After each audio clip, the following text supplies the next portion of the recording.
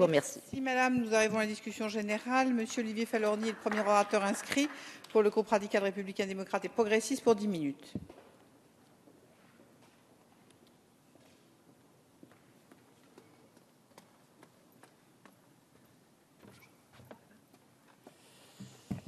Madame la Présidente, Madame la Ministre, Mesdames les Présidentes de Commission, Monsieur le rapporteur, mes chers collègues. En 2007, le Conseil européen a autorisé la Commission à ouvrir des négociations avec l'Ukraine et en 2010 avec la Géorgie en vue de la conclusion de nouveaux accords destinés à remplacer les précédents en matière de partenariat et de coopération signés dans les années 90. Pour l'Union européenne et ses États membres, il s'agissait dans ces négociations d'abord de soutenir la mise en œuvre de réformes visant à moderniser en profondeur l'économie ukrainienne et géorgienne, au moyen notamment d'un rapprochement avec l'acquis de l'Union, de promouvoir aussi de nouveaux domaines de coopération correspondant à des enjeux globaux tels que le développement durable ou la paix et la sécurité, la démocratie, les droits de l'homme, ainsi que le développement social. Il s'agissait aussi d'obtenir des garanties quant à la protection de la propriété intellectuelle, ainsi qu'en matière de protection des indications géographiques. Ces négociations ont débouché sur des accords d'association entre l'Union européenne et la Communauté européenne de l'énergie atomique et leurs États membres d'une part, et l'Ukraine ainsi que la Géorgie d'autre part, signés à Bruxelles lors des Conseils européens de mars et juin 2014. Ils sont riches de plusieurs objectifs. Premier objectif, politique. En établissant une association, l'accord donne une nouvelle impulsion à la dynamique de rapprochement entre l'Union européenne et l'Ukraine et la Géorgie, puisqu'il prévoit le développement et le renforcement du dialogue politique sur les réformes intérieures, l'intensification du dialogue et de la coopération dans le domaine de la politique étrangère et de sécurité, y compris la politique de sécurité et de défense commune, l'engagement de l'Union européenne et de la Géorgie de parvenir à un règlement pacifique et durable des conflits dans les régions géorgiennes d'Abkhazie et d'Ossétie du Sud, dans le plein respect de la souveraineté et de l'intégrité territoriale de la Géorgie, et de soutenir la réhabilitation après le conflit. Ce sont des accords riches d'objectifs commerciaux ensuite. L'accord ouvre des perspectives majeures de développement des relations entre l'Union européenne et les deux États. En effet, il prévoit la libéralisation quasi totale des échanges des lignes tarifaires en valeur commerciale. Le calendrier de diminution des droits de douane est asymétrique afin de prendre en compte les différences de développement économique entre l'Union européenne et l'Ukraine. En sus des démantèlements tarifaires, l'accord prévoit des engagements pour une élimination progressive de certains obstacles techniques au commerce et une facilitation des procédures douanières. Il couvre par ailleurs la plupart des sujets commerciaux non tarifaires d'intérêt offensif européen, parmi lesquels les mesures sanitaires et phytosanitaires, les services, la concurrence, les marchés publics et la propriété intellectuelle qui font l'objet de chapitres spécifiques. L'accord prévoit ainsi la reconnaissance et la protection de toutes les indications géographiques européennes. Ces accords d'association visent enfin à renforcer la coopération entre l'Union européenne, l'Ukraine et l'Union européenne et la Géorgie. Un large éventail de domaines d'intérêt commun sont concernés, en s'appuyant en particulier sur la reprise progressive et la mise en œuvre par les deux États d'une partie de l'acquis de l'Union et sur l'assistance de l'Union aux réformes suscitées par celle-ci. Il s'agit en particulier de soutenir la mise en œuvre de réformes en profondeur, de promouvoir la croissance économique, de contribuer au renforcement de la bonne gouvernance et de renforcer la coopération dans 27 secteurs tels que la réforme de l'administration publique, la gestion des finances publiques, l'énergie, les transports, l'environnement, pour ne citer que. Ces accords ne pourront donc qu'avoir des conséquences positives. En termes économiques, tout d'abord. En effet, les accords d'association, qui comprennent un accord de libre-échange complet et créent un nouveau cadre pour les relations économiques entre l'Union européenne, l'Ukraine et la Géorgie, doivent favoriser l'essor de ces derniers. D'autant que l'Union européenne est le premier partenaire commercial de l'Ukraine et elle réalise avec la Géorgie 20% de ses exportations. Pour notre pays, ces accords ne peuvent que renforcer des liens économiques.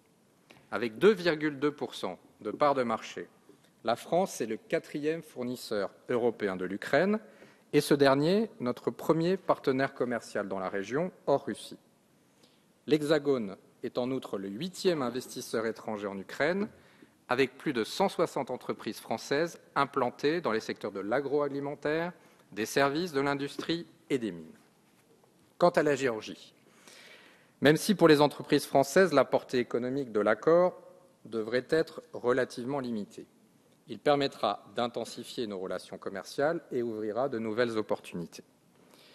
Ces accords auront ensuite des conséquences sociales indéniables, puisqu'ils s'inscrivent dans la perspective selon laquelle le développement social doit aller de pair avec le développement économique afin d'assurer le renforcement de la cohésion sociale et lutter contre la pauvreté, contre les inégalités, les injustices et l'exclusion sociale.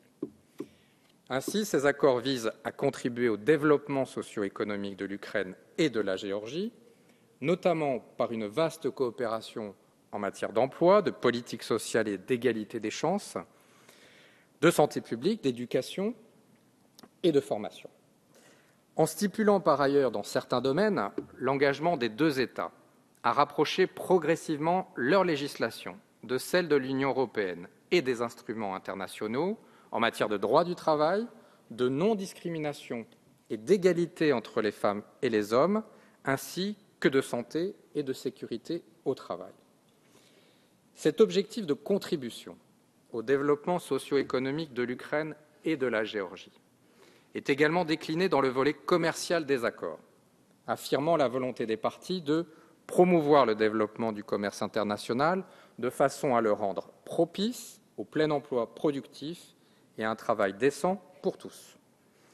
Des engagements sont pris en matière d'application des normes sociales, en particulier quant à la mise en œuvre des conventions internationales dans ce domaine, dont celles découlant de l'adhésion des parties à l'Organisation internationale du travail.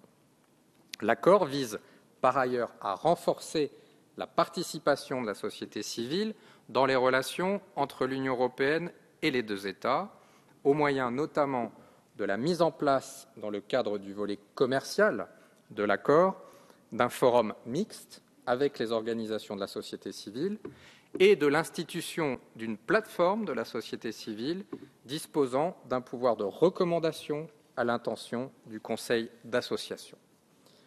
Enfin, les accords d'association comptent parmi leurs principaux objectifs la réponse aux besoins en matière d'environnement.